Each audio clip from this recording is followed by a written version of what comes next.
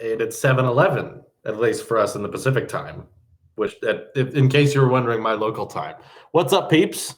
How about that Samsung ad? How about that? Let me lower the webcam here. I don't get to see it before the stream starts. Hey, people. Epic Lightning 95, Morgan, Aiden, ASEC. How's everyone doing today? Saturday. Hope more people are available. Can be up a little bit later, different time zones. Thanks for tuning in, by the way. Trying to stay on top of doing 2 streams a week, which is a bit more difficult now because we're already doing extra live streams now on our Twitch, Tailosive Gaming on Twitch. Kieran is the first super chatter of the evening. Thank you very much, Kieran. That was very, very quick. No comment, but we appreciate any super chat. And we've got a lot of new people in here, so I expect probably a lot of questions we likely have answered in the past. So for the long-term viewers, I apologize in advance, but keep in mind that just because there's new subscribers doesn't necessarily mean they've watched every single video and they know everything about me already. El Ray says, Apple Sheet, thank you. I appreciate the donation. That's me. Day been well? It has been. We've been walking around. It's really good weather. We've been walking around Chico through the park and been enjoying ourselves. And yeah, the video for the Samsung ad has been doing very, very well. Lots and lots of views and lots of subscribers. And now, yeah, the channel's growing very, very fast. We're getting closer and closer and closer to that 100K, which will be an exciting hit, an exciting landmark. So yeah, I'm excited to get there. You should not get the Spectacles 2.0. Sam, I recommend watching the video I made about that a couple weeks ago. It's not worth your money. Just don't bother. Don't bother at all. Does Samsung make the display for one? That I don't know. I know Samsung makes the display for the iPhone 10, but you might you might want to look that up themselves. I don't know if it matters, but who knows? I swear you could start a React channel. The problem with the React channel is that it's not specific to any given genre. So I'd be reacting to trailers, but also tech stuff, and it would be hard to find a React channel's audience because it would be about all different kinds of things, reacting to Black Ops 4 trailer, reacting to this movie trailer, reacting to this ad, and it wouldn't really find its audience because it would be over such a wide array of genres that it would be hard to pick one out. Let's see. How long is it going to take for smartphones to be completely bezel-less? I don't really think long. I think that's what smartphone companies are going to be tackling for the next 10 years, is just how to attack that bezel and how to get rid of it entirely. It's going to be a while before the notch is gone and then bezels entirely are gone, but we'll get there. I'm sure that's all really people are concerned about in R&D departments right now. You're the best. iPhone SE will have a 4.4-inch display, says the most average gamer. Thank you for the donation. That I'm confused about. You know, Venya Geskin does a lot of the leaks for a lot of this stuff, and he's actually, we've DM'd each other a little bit, and he's actually sent me pictures he's not tweeted out, and he's saying that the SE2 refresh, if they do the bezel-less design version, is actually form factor wise a tiny bit smaller than an iPhone 5S, which was kind of weird. But he said he didn't exactly have the display measurements, but if he were to take a guess, it would be around 5 inches, a little bit under. 4.4 might seem a little bit low, but again, we don't even know if this phone is happening. These could just be random 3D CAD leaks. But there are some screen protector companies making stuff, and he's giving me the precise measurements on each individual form 3D mock-up they have. So yeah. Thoughts on a 12? It's probably going to blow Snapdragon 845 and the Exynos processor Samsung makes out of the water. We know that much, but yeah, we don't know we don't know when AirPower is still. I'm just going to assume it's not coming out. Just assume that, and then if it does come out, then it'll be great. Let's just pretend it doesn't exist because my hopes have gotten up way too many times. Thanks for donating again, most average gamer. We appreciate it. Thank you. And he's the top donor of the evening, so thank you. So he's in charge of that at the moment. My daily driver is still the product red iPhone 8 Plus. I haven't switched back to the 10 yet. It's got some dust on it. It's in my pocket, but I'm still rocking it caseless. So it's going well. I prefer the the width of that type of the display opposed to the 10. The 10 is still a better phone. I don't think the 8 Plus is better than the 10, but I'm letting my editor Xander use the iPhone 10 for a while, just so he can get used to it and decide if he wants to go with the 5.8-inch 10 or the 6.5-inch 10 Plus. I already know what I'm getting. I'm definitely getting the 10 Plus. But yeah, regardless, the 8 Plus is doing fine. I miss Face ID and I miss the gesture controls, but yeah, that product red looks cool. Total Awesomeness says, do you recognize any commenters vid after vid? Occasionally. It's getting more difficult. Back when the channel was a lot smaller, it was easier to be like, hey, I remember that name, or oh yeah, that name. I recall who that is.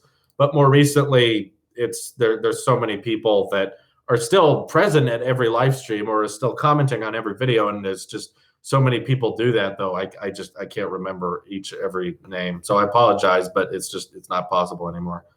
Apple Juice said, I'm more excited about the iPad Pro than iPhone. I think rightfully so, because the iPad Pro is going to be receiving massive updates this year, and the iPhone is not. The iPhone is getting the larger size, the A12 chip. It's like, great. That's about it. But the iPad Pro, however, is going to be getting that same size bezel all the way around. It's going to be getting Face ID, no home button, potentially wild card, most likely not going to happen, but it could. A glass back to support wireless charging. There's a bunch of stuff that could happen. But I think the iPad Pro is going to be a more significant upgrade this year than the iPhone 10 Plus is. That's going to be a little bit better. So we got 2 super chats from Joey and Garvo with no comment, but we appreciate it. Thank you very much. Most Average Gamer again says, remember Joe from the HomePod live stream on gaming. HomePod live stream on gaming. I think you were in that. Wasn't that the 5-hour one? Yeah. I don't remember the name, but I apologize. Will the 2018 iPad Pro have a calculator? Probably not. I don't know why iPads don't have the calculators, but they don't, and it's stupid. They need the stocks app, they need the weather app, they need the calculator, and for some reason, they're not there. I don't get it. It's one of those things that Apple does that's kind of confusing. But I mean, there's third-party calculators you can buy. I mean, not buy, just download. They're free. But yeah, I agree. It should be on there. Marin Law says, I switched to Apple because of you. I hope you're enjoying it. You don't have to switch to Apple for me to like you. There's plenty of fans and viewers I enjoy that don't use Apple. A lot of my personal friends and family don't use Apple, and we're still good friends. And my goal with the tech channel is just that I'm enjoying this type of tech more than anything else, and I hope you can too. If you can, then great. If you can't, then don't bother. Don't worry about it. Matthew says, when will you ever upload another Tailosive Food? 2047. That's the next. Okay. We'll set a reminder. We'll ask Siri to set a reminder for the next Tailosive Food. I stopped using Gboard because it kept glitching out on no matter what phone I used it on. So the stock one is what I am still using to this day. I used to use Gboard. It's just I can't use it anymore. Do you think Siri will improve to the level of Google Assistant, especially on HomePod? I don't think so. I think that Apple's priorities are elsewhere, and I think they know for a fact, just by looking at the numbers, that companies that favor how good digital assistants are over features end up not selling as well as companies that don't care too much about their digital assistant, because we all know that Siri is not as smart as the Google Assistant. I don't think she's garbage. A lot of people say she's like unusable or completely useless. There's a bunch of things she can't do that other assistants can, but what she does advertise herself to do, I think she can do pretty well, which is play music, send texts, set alarms, set timers, just the basics of a digital assistant. She does that great, and she can do it on my watch. She can do it on my phone. You can even play music off my iMac with Siri, which I'll occasionally do because they connect automatically to the HomePod. So like, it's not completely garbage. If I were to describe something as garbage, it would mean like it's not even worth using. Just going to leave that feature off, which isn't true. I still use Siri all the time, especially in the car, because I want to keep my eyes on the road, but I'll tilt my wrist towards me and tell my watch to play a song. She'll play the song. And if you don't think Siri is good, ask the Google Assistant. She'll say Siri is awesome. So is the assistant wrong? Or is she right and Siri is awesome? Which is it? Anyway, Kieran Dial says, "Hi Drew, been watching since 5,000 subs. Stay awesome. Thank you very much for the super chat. I appreciate it." Unnamed review guy donated as well with no comment, but we appreciate that as well. Stefano says, "Grr, have you seen the HomePod Apple style video on YouTube? It's hilarious." Sorry, I haven't seen that. I'll have to go look that up afterward. That sounds like a dated meme, though. Not gonna lie. If that's a Gundam style parody, 6 years old. Is it 6 years already? It came out in 2012, I believe. I was thinking about listening to it the other day, and I was like, that was a catchy song. It was catchy. It was catchy, but now whenever you play it, everyone goes, "Oh, that! Oh my god!" Anyway, Siri is It's like enough. shooting stars right now. Yeah, It's just like, oh, okay. it's like, oh yeah, that's still playing. But no, like Siri is. I never have ever said that Siri is the best digital assistant. I have said over time that she's the most accessible, as in I can use Siri on my iMac, on my iPhone, on my iPad, on my Apple Watch, and on my Apple TV. So literally, like, she's everywhere compared to the Google Assistant, which is on smart speakers. So I guess if you buy those, but just the number of devices she actually runs on, if we're just talking about sheer different types of products, it's less. But yes, Google Assistant is the most smart, has the most features. But my point is, to the vast majority of people, that actually doesn't really matter. There is a large chunk of people, probably in the tech community, people watching this, you likely appreciate the Google Assistant because we're techie people. We talk about that kind of thing. But to the general consumer, I still think there's a giant gap there between what people like to use their digital assistants and don't. A lot of people just really don't. Because they don't. I think there's a bunch of things that the digital assistant can do, both Bixby and the Google Assistant, that aren't necessarily faster than just doing it yourself.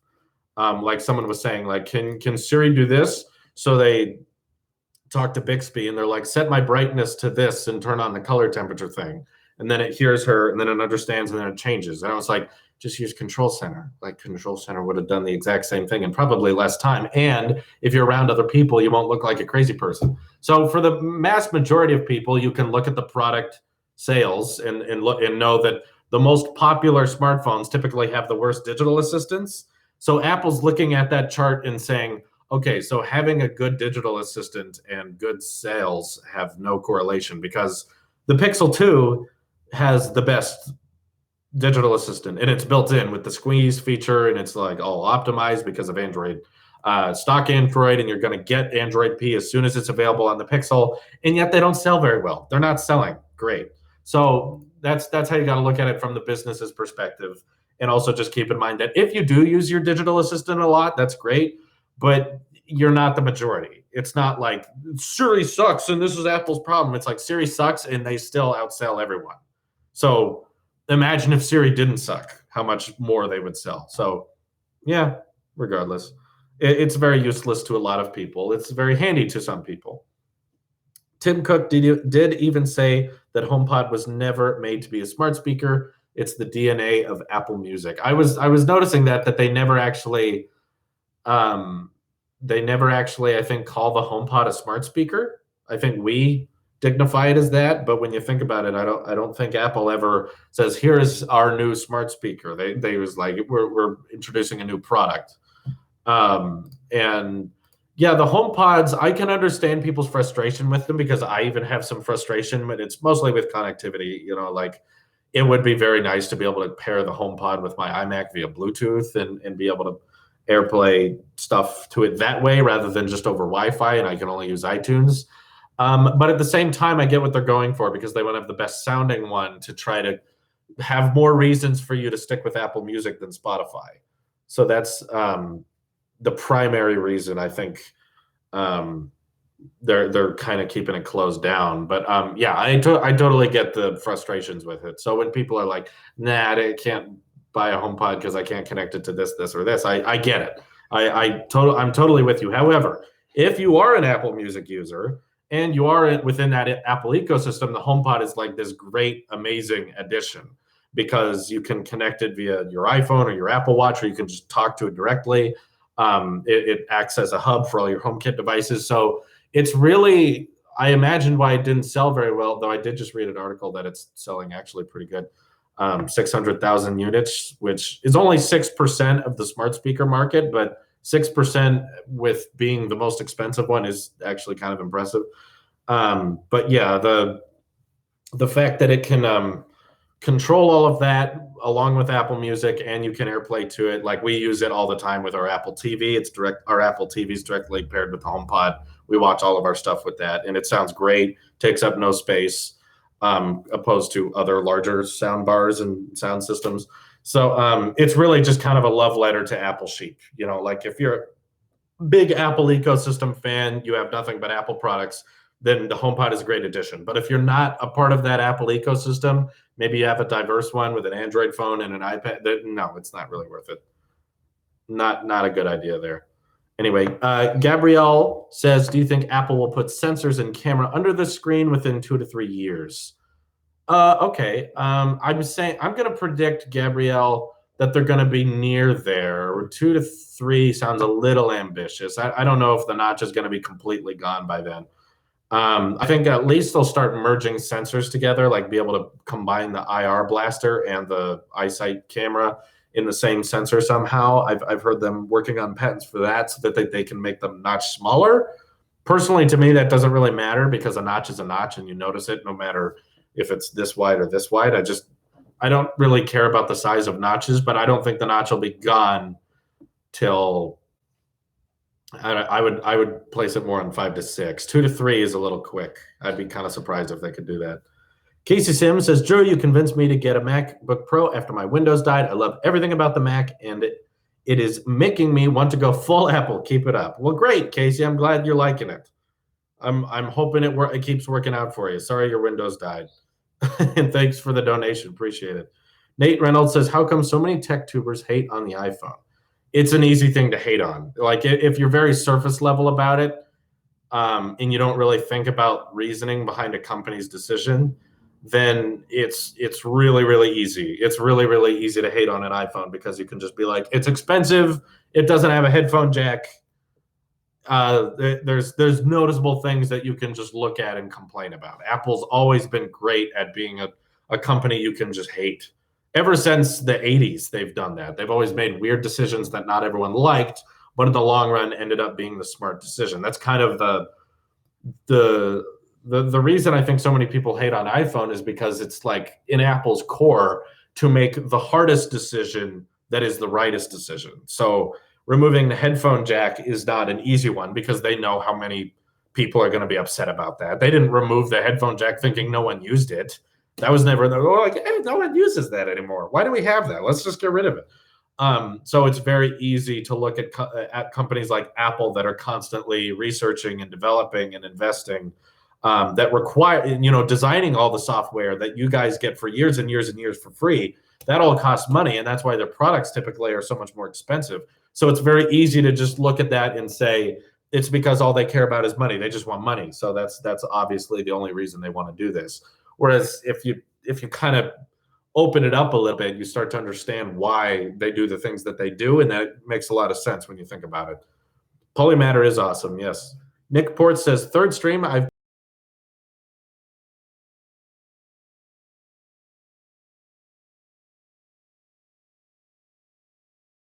named Review Guy. Thanks for the super chat. Don't see a comment, but I appreciate it. Will you stream yourself reacting to WWDC? Exactly. Yes. Red Toxic. Whenever there's an Apple keynote that is available to the public, so with the exception of the last one that was, like only for the school that they were at, whenever there's a public Apple event, we live stream our reactions to it. So that, again, will be applying to the Worldwide Developers Conference. Yeah. Thank you, Krista White, for super chatting without a comment, but thank you. Man, I finally caught a stream. I've recently discovered your channel, and as an Apple sheep myself, I use a lot of the points you make in your vids to argue against Android fans. Well, good. I'm glad you got a little ammunition for your arguments, but keep in mind not to ever go the ad hominem route. Never just start making fun of people personally. There's plenty of people who don't like Apple, who don't like anything Apple does, and that doesn't make them an idiot. Okay, I have plenty of friends who like Android and Windows.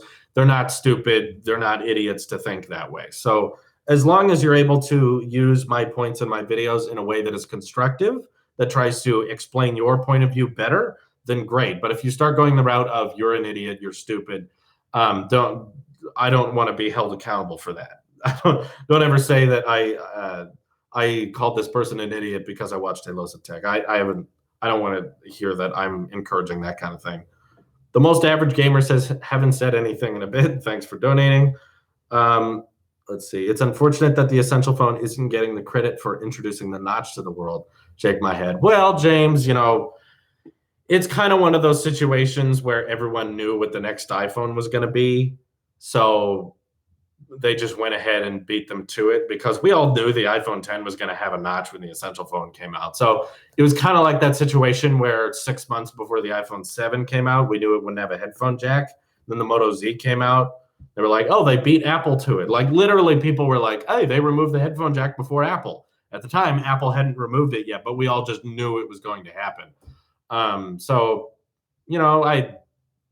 I guess they were technically they were first. There's probably some rinky-dink Android phone we've never heard of that had a notch before it, the Essential phone. But I like the Essential phone. I reviewed that and I thought it was a really cool, budget-friendly, yet premiumly built Android phone that got the job done at a good price, which is why I'm very eager to see if they're going to make a follow-up this year, because that company, I think, was really, really close to striking gold.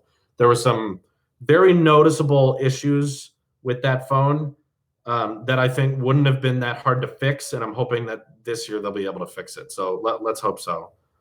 Caleb, do I still use Gboard? No, it kept crashing for me, and I stopped using it. Now I'm used to just the stock keyboard again. I used Gboard for like a year, but then some update came out, and it just kept crashing, and I couldn't use it. It was just useless.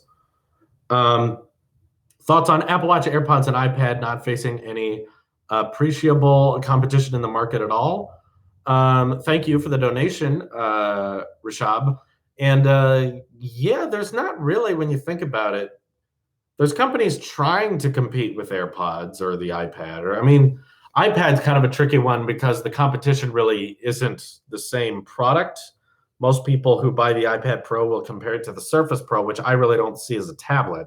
I see the iPad as a tablet because you use it with a touch interface or with a keyboard.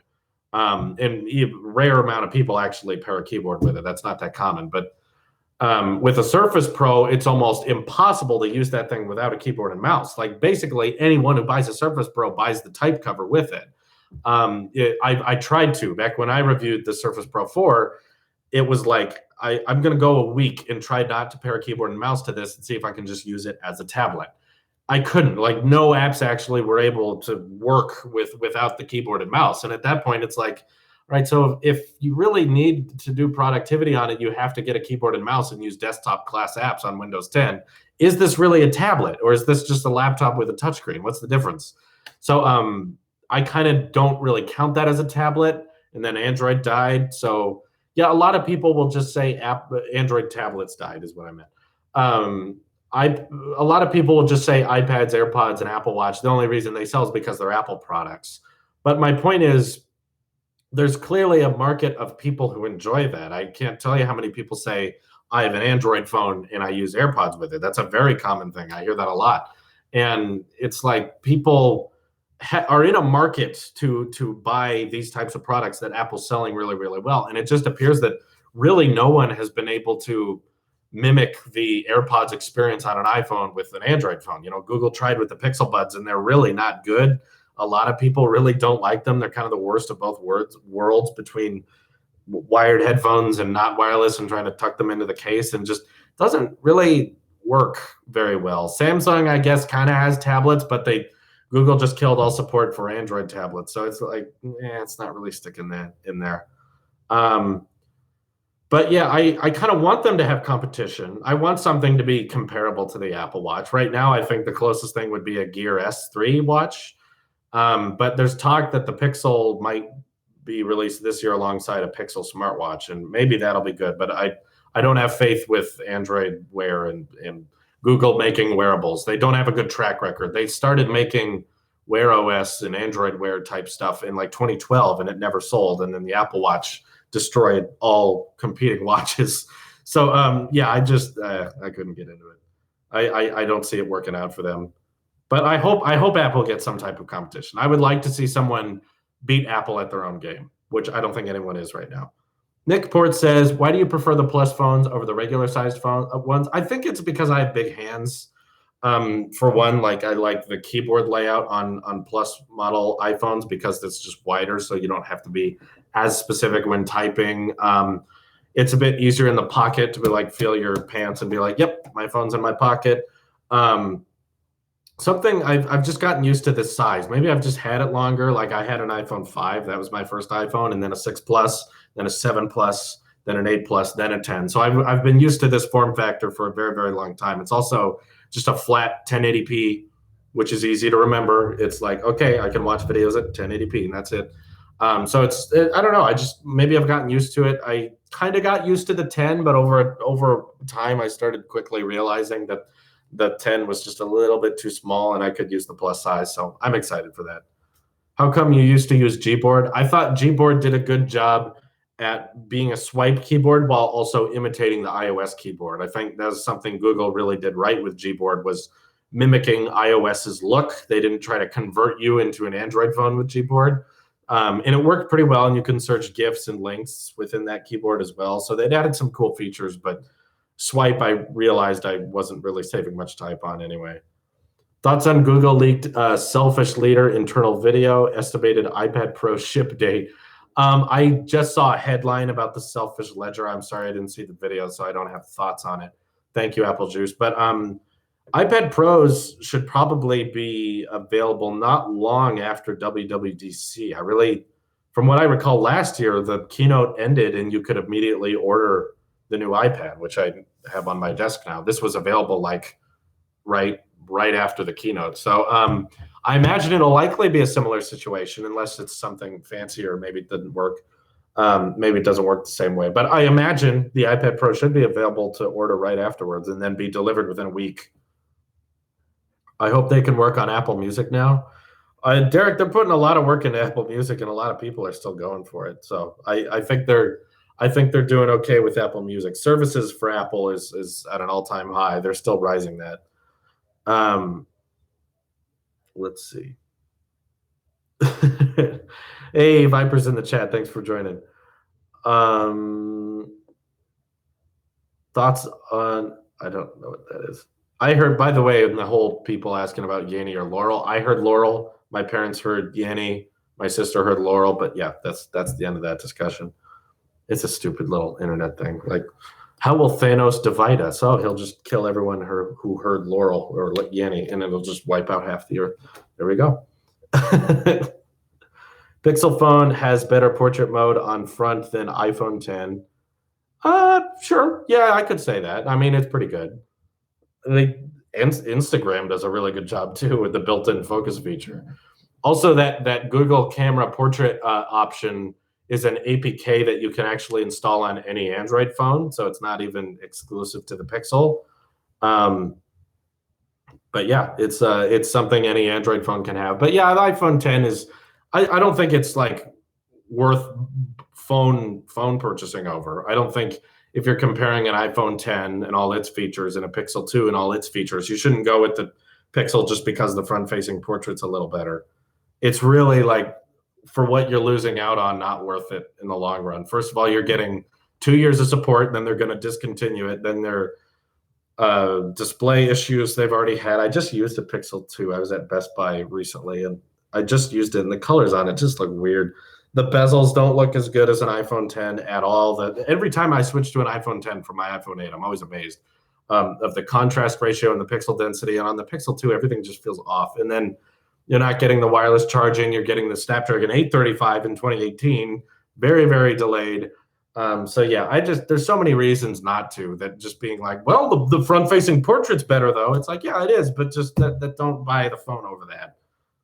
Got to show support since you take time out of your day to chill with me on my live streams. Thank you, Viper. You got great energy. You're very entertaining to watch, and we love talking to you. So yeah, thanks for reading my comments, and I apologize for people who get your live stream off track and start asking me questions during your stream. I apologize for that, and I'll try not to do that in the future. I'll try to convince people not to do that.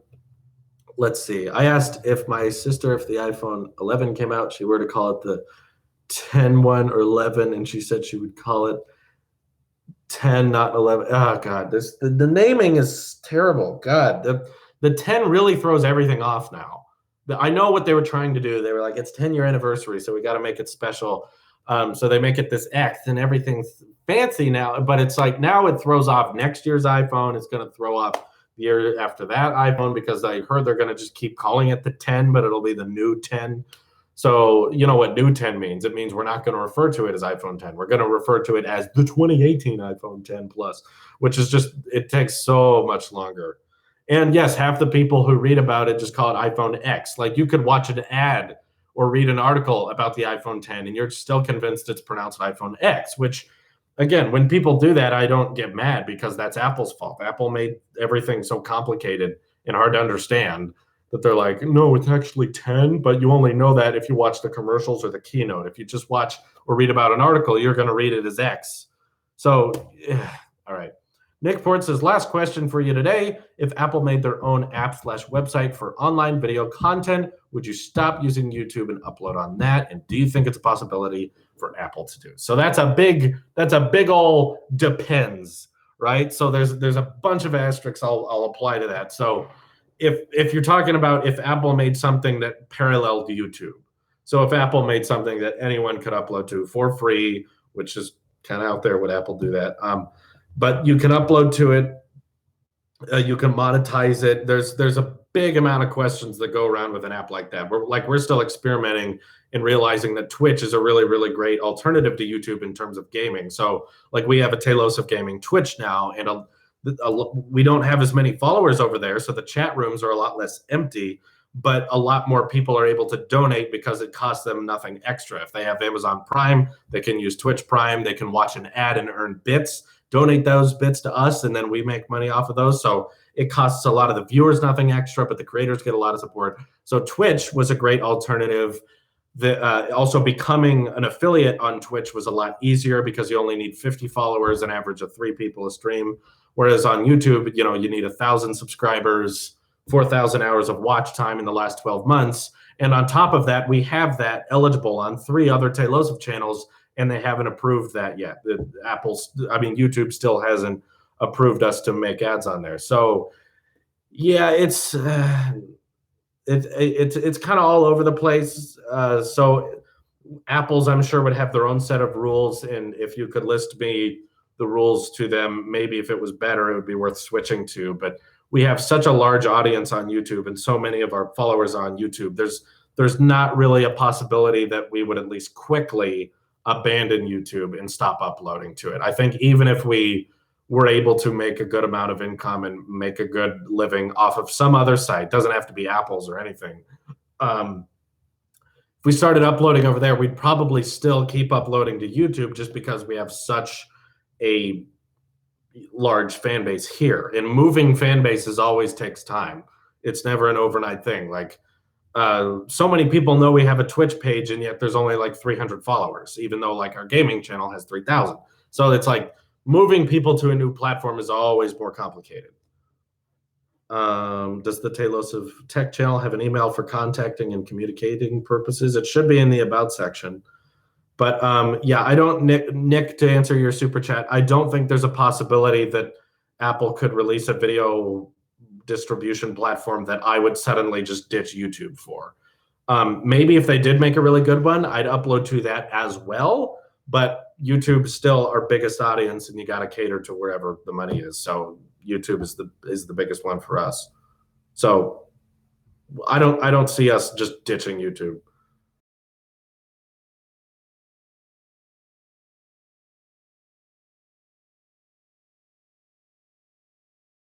Or will we have to wait until 2019? Matt, you're acting like this is a big problem. This isn't something a lot of people are going to experience. Even when you're in cities, I mean, you're going to be able to use, what, 50 gigs? And then they're going to down throttle you anyway. My problem with the 5G thing on smartphones is that smartphones don't have a huge use for downloading things super fast. 4G LTE is very fast, and who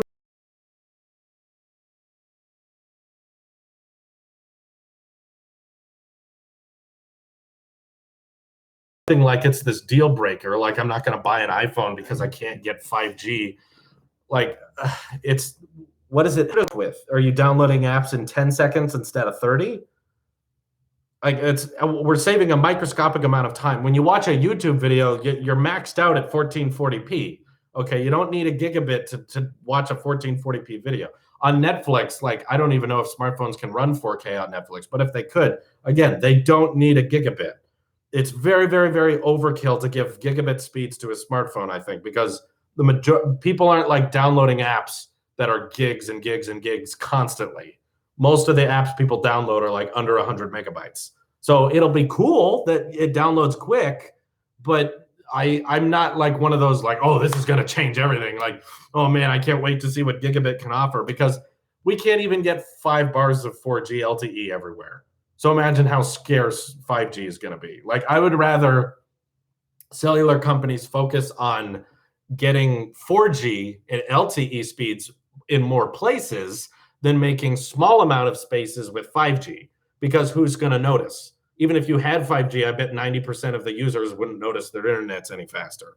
Because with cellular, you're worried about the data caps. You're not worried about how fast it is, at least with Verizon. Or you're always looking at your phone and saying, oh, I don't have good coverage here. The coverage is lower, so it's slower. So that's why I just don't care about the whole 5G craze. I'm like, let's get regular internet everywhere. I would rather, on phones at least, like gigabit, I would be immensely grateful for Wi-Fi. When I'm doing live streams like this, or when I'm uploading videos, having gigabit would be a savior. That would be amazing. On my phone, though, it's not that useful. There's only so much I can do on my phone that would be useful for 5G. 5G has the potential to replace wired home internet if carriers didn't limit unlimited. The problem is they're already limiting speeds that are a fraction of 5G. Okay, like with LTE cellular, what can I get bandwidth wise? Like I can get 50 down, 70 down, maybe 100 down if you're lucky, if you're in certain areas. The problem is they cap you off at like 20 gigs and then they make you non-priority, which means that if you're in an area with more people, they're going to slow you down anyway. So if you can't process all that data in the first place, why are we speeding up how fast our data plans run out?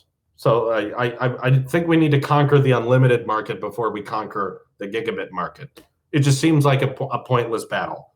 No, like I honest to God think that if every person who has Verizon Unlimited right now, if everyone who had Verizon Unlimited suddenly flipped on the switch to gigabit, only about 10% of the users would notice. Most of them would still be texting, browsing Twitter, and Twitter will be loading fine, but it's not going to be noticeably better than 4G LTE. Anyway, RS Super Chat, it says, hey man, love your content. You might have answered, smashed my Apple Watch yesterday. Do I get a new 3, had a 1, or wait for the 4? Ooh, it's kind of late to get a 3, dude. Like, we're near the end of May. June is the 6th month of the year. September is 3 months after that. So you're 3 months away from an Apple Watch 4.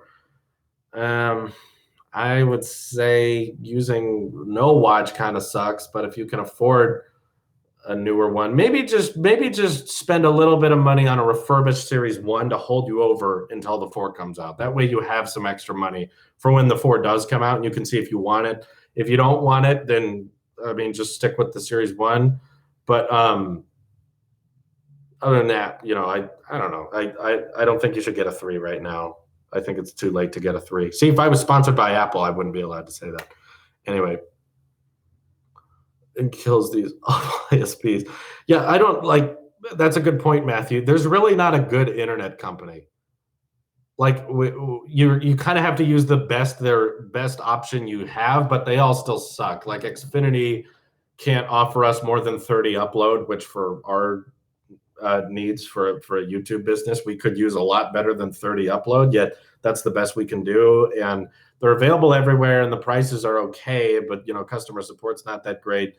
But on top of that, there's things like, well, Google Fiber is really fast. And it's like, yeah, you can't get it anywhere. Google Fiber is available in like 2, 3, 5 cities in all of the US.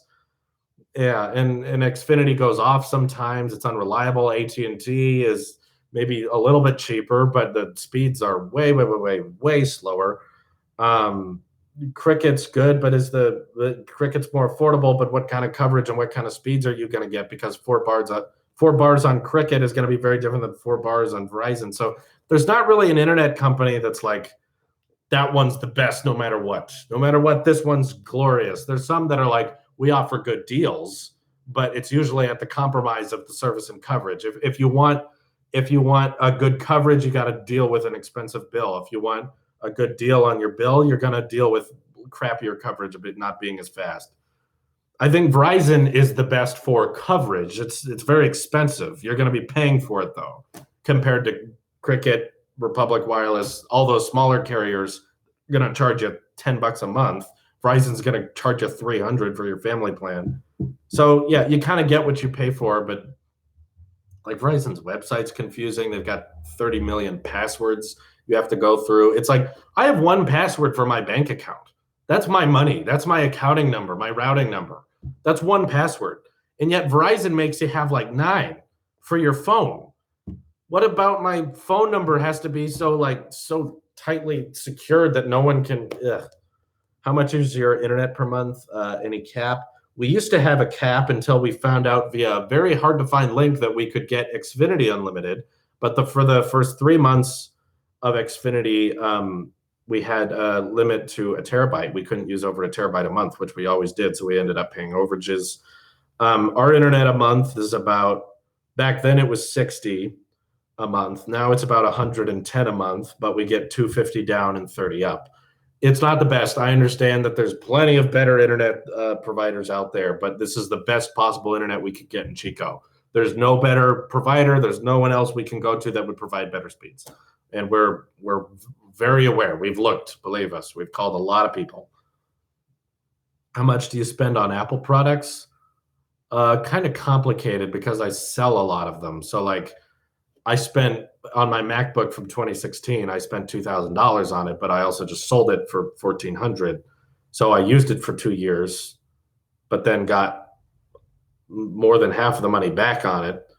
So, you know, it kind of all over the place. And like, I'll sell my iPad Pro after I compare it. Oh, Viper, I'm sorry, you super chatted. Let me go back up. I missed it.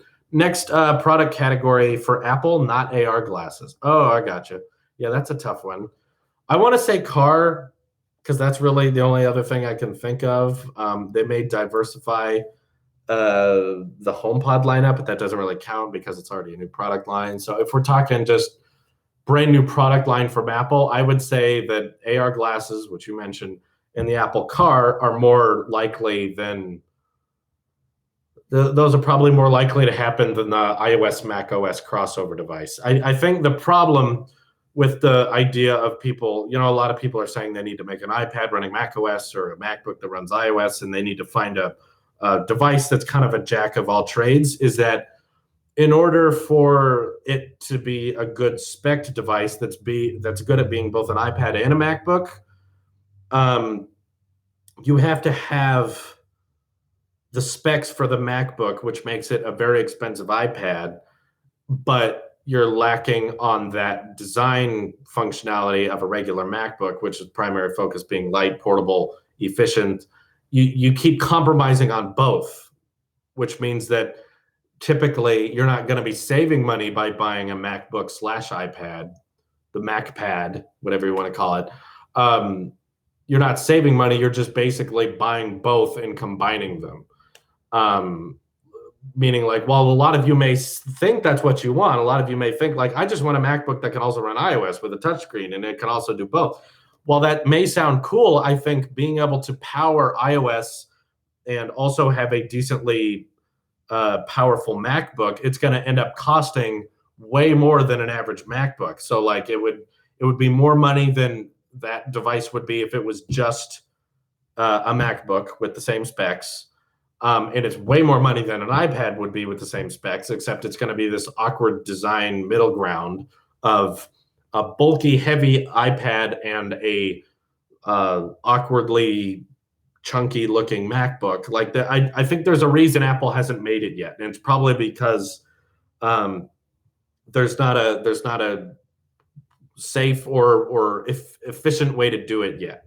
There's only compromises. That's how I see the Surface Book and the Surface Pro, is that they're not, they're good at doing one thing really, really well and not the other. They're pretty good at being an awkward laptop that doesn't have a proper hinge on it, but will the new 2018 MacBook Pros get a 1080p camera finally? I'm streaming with a 1080p camera right now. The difference between a 1080p webcam and a 720p webcam, I gotta say, it's very small. That camera on a Mac is like for FaceTime. That's about it.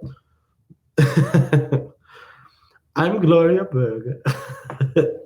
What do you think of the Note 9? It'd be cool if they got the fingerprint reader underneath the display, but again, it's going to cost more money, and that'll result in the hold on.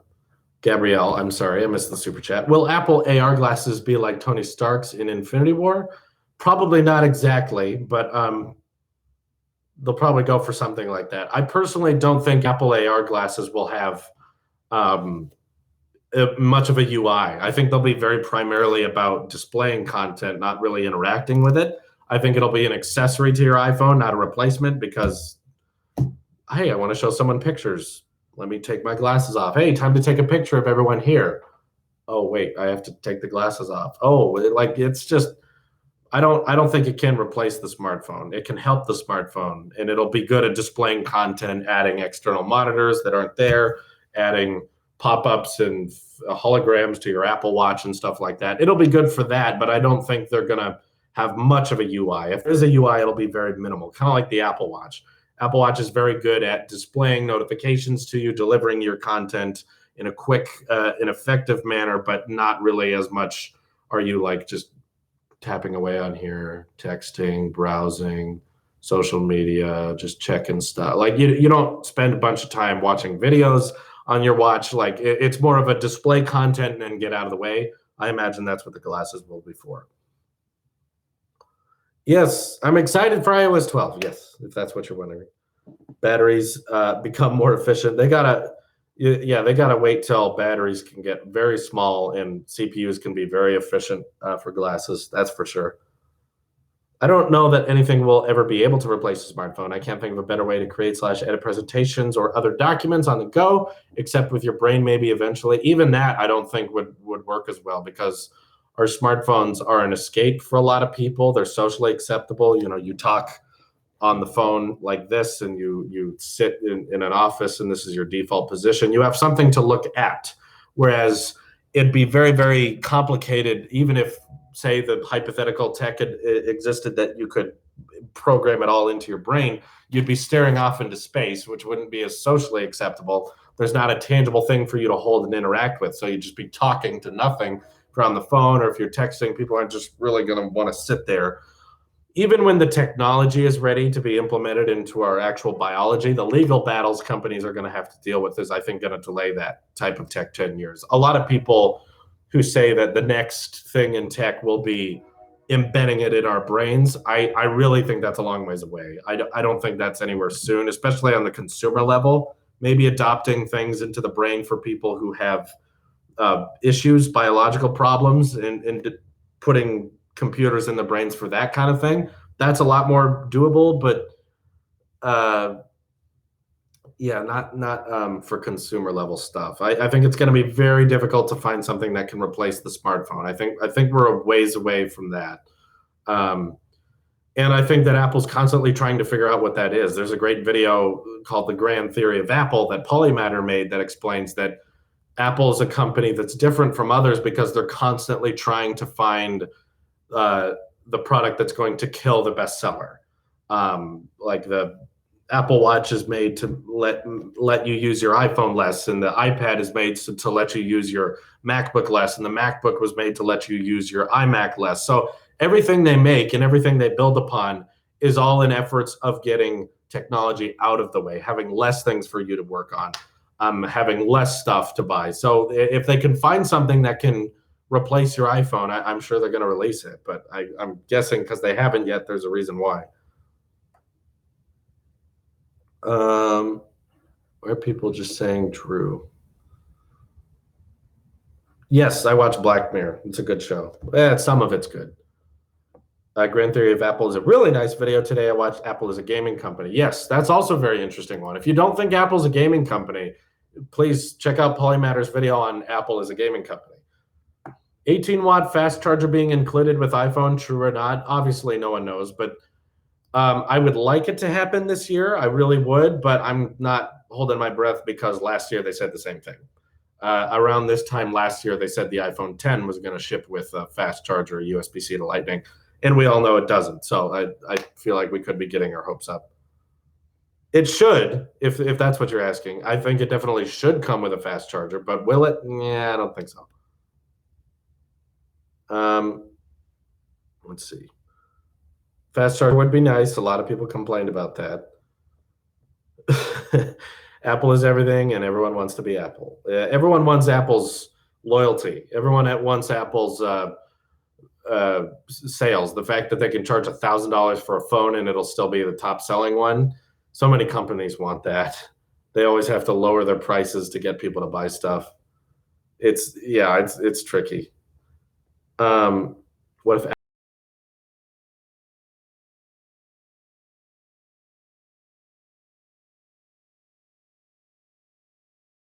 I ditch on Apple all the time. It's very common for me to point out Apple's flaws. I'm just a tech channel that likes to cater to the best tech company. And as of right now, it's Apple. It might change someday. And I'm going to provide you with my reasons for it. Do you think Apple is the benchmark for smartphone? As everyone follow it as the future for design hardware, whatever Android fan critics, but next year they introduced the same headphone notch, everything. Yeah, I think a lot of Android companies look at Apple as the tester. So removing the headphone jack, adapting to a notch, not having a home button. They let Apple do that first to see if it works. And if they see that people still buy that phone, people still are interested in buying a phone with a notch or without a headphone jack, and it sells really, really well, then they know, okay, we can do it. And people might still buy it because people did it with Apple and they didn't mind. So yeah, I think people kind of let Apple do the hard testing. Like the Essential phone, it had a notch before the iPhone, but if the iPhone never had a notch, it never would have caught on. The notch didn't catch on because of the Essential phone. If anything, the Essential phone, tanked in sales. It did pretty poorly in terms of how many Essential phones actually sold, which means that if the iPhone 10 didn't have a notch, I bet most Android companies would have not adopted a notch because they would have said, well, that Essential company did it and their phone sold horribly. So while you may say, well, Essential did it first, Apple is the one who modernized it and made it okay. The Essential phone didn't make it okay to have a notch. It was okay to have a notch when the iPhone did it. Same with smartwatches. They caught on because of the Apple Watch. Well, the Apple Watch is kind of the only one that sold. Like there were Android Wear watches for years before the Apple Watch came out. But then on day one, as soon as the Apple Watch was available, it outsold every Android Wear watch combined in the past 4 years in a single day. So like they existed before Apple. Yes, you're right. But Apple definitely made it like, okay, now actually people want to buy those. But most Android fans will just dismiss that as, well, it has an Apple logo. So of course they're going to buy it.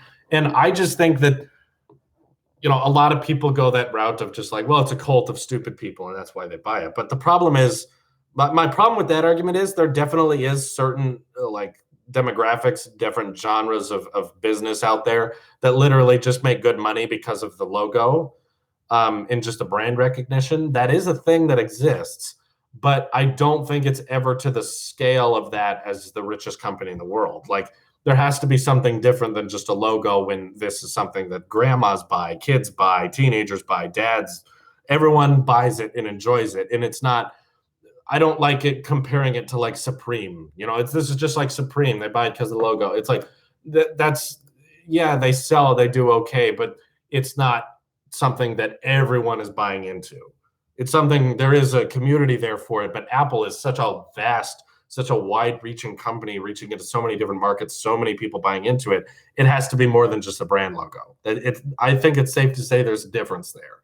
There's a difference between Apple and whatever kind of cringy brand that you can think of that people will just buy for the logo. Gabrielle says, when we'll be able to interact with AR by the camera tracking our fingers. Can you do fan meetup? I know the software exists for you to do AR tracking with your fingers, but I think the big problem with it is there's nothing you're interacting with. What's neat about iPhones and about interacting on smartphones is you touch them and there's a display there. It stops you, so you know when you're tapping it. With fingers tracking and stuff like that, you don't know when you don't get that physical feedback of when you're tapping, when the device is stopping your finger from moving. So it's kind of not going to be a replacement, I think, to the touchscreen. The touchscreen's too intuitive, works too well, opposed to this. And like interacting with nothing, I just don't think is going to be as intuitive, no matter how smart they make it. That the AR tracking and the augmented reality stuff exists already. You can do that kind of stuff, but will it be better than a keyboard and mouse or better than a touchscreen? I don't think so. And I'm kind of not really planning any fan meetups, sadly. I know a lot of people would like that, but the problem I have with it is, for one, I tick off a lot of people intentionally. And while I know that 99.99999% of my fan base is very, very supportive, very, very friendly, and I would love to meet you, it only takes one ticked off guy to ruin everyone's day. And I know that terrible things happen to YouTubers who are not offensive at all, and I'm sometimes offensive by my opinions. So I don't really think it's safe that with all the hate comments I get, maybe you'd understand if you saw the comments I read every day, that maybe telling all of those people where I'm going to be at a certain time. I don't feel attracted to do that, even though I'd love to meet all you guys. Like, I don't really know you. You may know me, but I don't know you individually. So imagine just going to a place where you know like a bunch of people who recognize you are all going to come and meet you, and you have no idea who they are, but they all know you. Like, it's just kind of a scary experience to me. On top of that, reason number 3, I'm kind of not interested in doing it is because it means that I'm going to have to work very hard and spend a lot of money on something that only a very small percentage of my fan base is actually going to enjoy, because obviously not 90,000 people can come and meet me. Probably not even 100 people could come and meet me, but a very small percentage of my fan base would be enjoying something that I'm spending a lot of money and time on, and that would put delays on the rest of the audience that's just watching me on YouTube. So yeah, that's the main reason, the main 3 reasons I'm not really focused on doing fan meetups right now. I'm not saying it'll never happen. It's just there's no plans to, and I don't think we'll do one anytime soon. Hey, Nick Answerini says, wait, what? Drew's live and I can tune in? What next? Apple buying Samsung? God, that would be weird. Would Apple buy Samsung and just like dissolve everything? What size of new iPad Pro? What size do you want? David, I don't have my 15-inch MacBook Pro anymore. I sold that. So I'm going to go with the larger size, the 12.9-inch option. It'll also be like a noticeable update from the 10.5-inch, which I have currently. But to update that and have a larger screen size, I think will be cool. Maybe it'll be bigger because of the thinner bezels. Super chat, second one missed though. I believe I'm caught up. Oh, Apple Juice says WWDC, excuse me, invitation predictions. What do you mean, invitation? What do you mean by invitation predictions? Do I predict people will be invited? I know several fans of this channel that are invited and they're going. But I'm sorry, I don't exactly know what you mean by that. I predict people will be invited, yes. If you search Google on Bing, it says, why search it when you could search it here? Oh, nice. That makes sense. Kind of like when you open YouTube on Edge, it tells you to download Chrome. Hidden message clues. Oh, God, it's a clue. But anyway, since we'll be wrapping up in a minute here, it looks like David Adams, thank you for super chatting, will be the last donor of the evening. But yeah, I'm going for the 13-inch or whatever it'll be, iPad Pro, the larger one. Friends Mob is going. That is cool. Neato. I predict that Apple will be a WWDC. That's a great prediction, Matthew. Good choice. Something that annoys me a lot about Apple is that they reduce battery capacity and give us more efficient CPUs. Why do they reduce battery cell size? It probably makes things safer and make sure they don't explode. They probably think that it saves on manufacturing, so it's cheaper to manufacture than larger cells, which would cost more. I think what they're doing is they're using more money on the faster CPU so that battery management and power management is easier, and then shrink the cell size, because making a smart CPU is probably cheaper than making a smaller battery. I don't know. I'm no engineer. Still like the Note 7. What was ever wrong with that thing? Yeah, I mean, like, obviously other Android phones can support way larger batteries, but typically because of the Snapdragon chips inside of them, it means that their standby time isn't very good.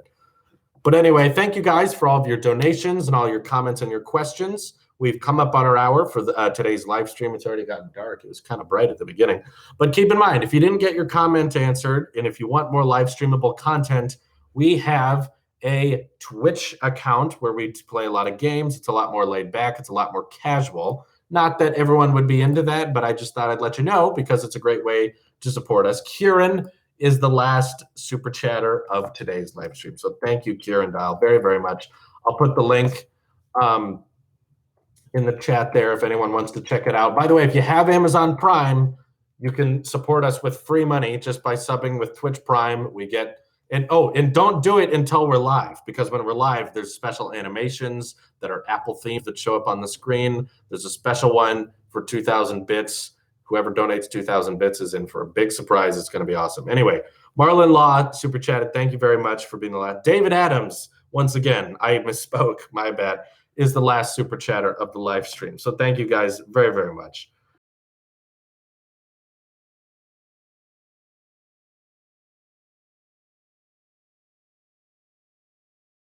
And I'll see you in the next one. Everyone have a great night. Oh, it's Krista White. Thanks, Krista White, for being the last super chatter. Take care.